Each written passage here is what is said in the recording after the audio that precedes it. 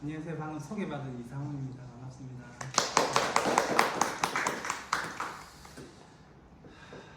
산진이에 와가지고 또 이렇게 강연입니까? 하려고 하니까 좀 긴장이 되는 게 또 제 글을 예쁘게 또 편집해 주신 분들 앞에서 또 이렇게 하려고 하니까 좀 떨리기도 하고 긴장이 더 되는 것 같습니다. 잘 좀 들어주시고 일본인 노예라는 내용으로 제가 좀 북콘서트라고 할까요? 쓴 글에 대해서 제가 설명을 드리자면 일본인 노예 이렇게 하니까 좀 생소하시죠? 실제 일본 노예가 있었나 이런 생각 들기도 하고죠. 실제로 있었습니다. 전 세계 특히 유럽, 중남미 그리고 아시아 등지에 한 50만 명, 60만 명 정도가 팔려나갔다. 이런 역사적 사료도 있고요. 물론 이제 추정치기도 합니다. 그래서 그런 부분들이 이제 일본에서는 좀 블랙 히스토리고 해서 조금 그렇게 드러내려고 하는 그런 일은 아닙니다. 2013년에 요미우리 신문에서 한번 이야기가 나왔는데 좀 스포트라이트를 받지 못했습니다. 실증적 자료가 없다. 자료가 있긴 한데 그건 제가 조금 이따 설명을 드리겠습니다. 그런데 제가 방금 말씀드린 요 덴쇼 연구소전 사연자는 누구냐면 신학교를 졸업한 일본 소년 4명이 로마 교황청에 이렇게 사절단으로 보내집니다. 실제 여기 지금 약간 주황색으로 보이는 이 사진이 지금 로마의 그 교황을 만나고 있는 사진이죠. 그래서 실제로 8년간 갔다 오고요. 이 사람들이 실제 유럽에서 노예를 목격했다고 이야기를 합니다. 노예를 목격했다고 이야기해요. 그래서 한번 보면 우리 일행 앞으로 지나간 일본인 노예들을 가까이서 보았을 때 이런 싼 값에 가죽처럼 팔려온 일본인들을 나몰라라는 우리 민족에 대해 격렬한 증오가 끌어올랐다. 그래서 당시 유럽에도 수십만 명의 노예가 있었다. 그래서 아까 총포 전례 이야기를 했는데 탄약 10통과 한 사람이 바뀌었다. 이렇게 교환을 하기도 하고 그렇게 팔려나간 일본인들이 많았다. 실제로 일본의 노예를 제가 조금 정리해서 말씀드리면 그런 식으로 팔려나가기도 했지만 스스로가 우리 집안이 너무 못 살아요. 그래서 내가 그냥 노예로 가겠다. 돈을 주라. 그러면 어머니 부모님한테 드리고 자기는 팔려나가는 경우도 있었어요. 그런데 이게 특징이 뭐냐면 한 번 노예가 영원한 노예가 아니라 무기계약도 있고 유기계약도 있었던 거예요. 내가 100만 원에 팔려나갔으면 나중에 내가 100만 원 갚으면 나는 자유의 몸이 될 수 있는 그런 노예도 있었다는 이야기예요. 그리고 시기로해가 난 10년만 노예를 하겠다. 당신하고 가서. 근데 실제 유럽에 팔려나갔는데 10년이 지났는데도 풀어주질 않는 거예요. 어떻게 하냐면 9년쯤 돼가지고 다른 사람한테 팔아 넘겨버리는 거예요. 그런 일들이 일어나니까 실제로 일본인 노예들도 화가 나니 당시에 소송을 걸기도 하고 그렇게 해서 그 소송 내용에 대해서 이렇게 자료들이 남아있기도 합니다. 아까 제가 선교사들이 그런 거에 관여했다고 했죠. 유럽에 노예들이 팔려나가기 위해서 첫 번째 조건이 뭐냐면 개종이었어요. 가톨릭으로 개종을 해야 됩니다. 그리고 이 사람이 개종했다는 사인을 누가 해야 되냐면 성직자가 한 명이 사인을 해줘야 돼요. 그러니까 얼마나 그러한 또 일들이 많이 일어났겠습니까. 그래서 노예 무역에 그런 가톨릭 신부들이 관여를 많이 했다라는 이야기들이 지금 많이 나돌고 있다는 거죠. 그래서 실제로 그렇게 해서 일본에 많이 팔려나갔다 정도를 알고 계시고 실제로 저 뒤에 책을 보시면 뭐 중남미, 유럽, 아시아 등에 팔려나갔던 사람들 이름은 뭐라고 불리고 나이는 어느 정도 되고 성별은 어떻게 되고 어디에서 노예 생활을 하다가 죽었다 뭐 이런 글들이 여기 실려 있습니다. 그래서 그건 한번 읽어보시면 되고 말씀하셨던 것처럼 바다를 건넌 사람들 1부터 2 그리고 앞으로 나올 바다를 건넌 물건들까지 유기적으로 연결되는 강연을 해주신 것 같습니다. 그래서 이제 질문사항을 한번 들어보도록 하겠습니다.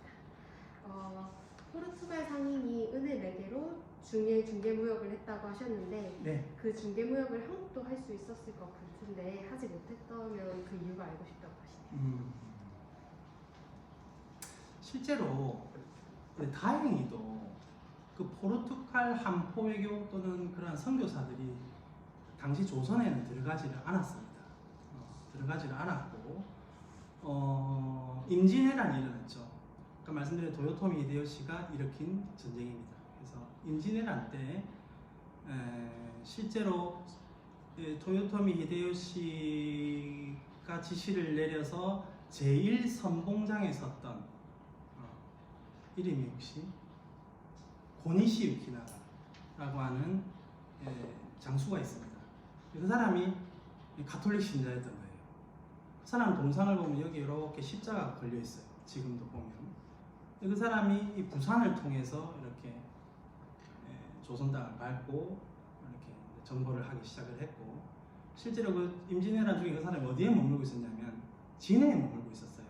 그래서 운천이라는 곳인데 그 지역에 신부가 실제 세스페데스라는 신부가 와서 거기에서 병사들, 일본 군이었겠죠. 그런 병사들의 또 고해성사를 듣는다든지 전쟁 중에 힘든 부분들을 많이 도와주기도 했다라는 사료도 남아 있습니다. 그리고 진해에 실제로 그게 또 동상으로도 있고요. 근데 그런 부분이 있었기 때문에 조선하고는 실제로 그런 부분들이 실질적으로 없었고, 아까 말씀드린 대로 중국은 은본위제였고 일본에는 은광이 있었기 때문에 서로 필요로 하는 것들이 있었다. 그래서 그 중간에 닝보이난이라고 해가지고 그것 때문에 명나라하고 일본하고 틀어진 겁니다. 그래가지고 그때부터는 서로 직접적인 서로 그런 교역은 전혀 없었고, 그것 때문에 이제 포르투갈이나 외국들이 중국의 무역을 하면서 큰 수익을 올리고 있었다라는 걸 말씀드리고 싶습니다. 그리고 다음으로는 전선에 타고 있던 선교사 노예 상인들의 모습과 네. 40명밖에 죽지 않았다라고 표현했다는 기록에 대해 언급해 주셨는데, 검선 안에서 있었던 일을 자세히 적은 기록이 있나요? 네. 선생님께서 알고 계신 검선 안에서의 에피소드가 있다면 네. 무엇인가요? 근데 실제로 아까 하비에르 선교사가 리스본항, 포르투갈 리스본항을 통해서 이렇게 그 인도 고아까지 넘어오는 과정에 있었던 일들은 사실 기록된 사료가 없는 걸로 알고 있고, 그 인도 고아에서 말라카에서 가서 말라카는 말레이시아를 뜻하는데 거기서 지팡구 재팬으로 올라갈 때 중국 상선으로 올라갔어요. 사실 그때 엄청나게 하비에르가 수소문을 한 걸로 알고 있습니다. 이 지팡구로 좀 데려다 줄 수 있는 좀 배를 좀 구한다. 상인들에게 막 말했어요. 돈은 얼마든지 주겠다 하고 해서 기약을 했던 사람들도 안 오고 안 나타나는 거예요. 그래서 기다리는데 중국 한 배가 와서 우리가 데려다 주겠다 라고 했답니다. 실제로 그 배를 탄 거예요. 그래서 이제 뭐 수십 명 수백 명이 됐겠죠. 뭐 정확하게 그 인원은 모르겠는데 대부분의 사람들이 중국 상인이었고, 거기에 몇 명이 이제 포르투갈 군인도 있었고 선교사도 있었고 상인이 있었단 말이에요. 거기 가면서 어떤 일이 벌어지냐면 에피소드가 중국인 선장의 딸이 바다에 빠져 죽어요.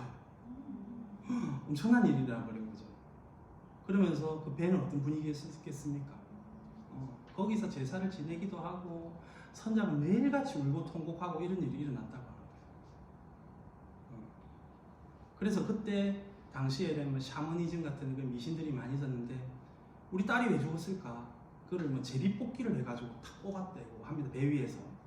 그러니까 이 선교사들이 있어서 그렇다 라는 말을 하면서 갑자기 분위기가 험악해지면서 막 뭐 서로 죽이고 하려고 하는 분위기까지가 일어났다고 해요. 일촉즉발의 상황이. 그런데 이제 그때 당시에 군인들도 타고 있었다고 했죠. 포르투갈 군인들도. 그 사람들이 말려가지고 그냥 무사히 끝났다라는 에피소드는 있습니다. 재미나는 에피소드 네네네.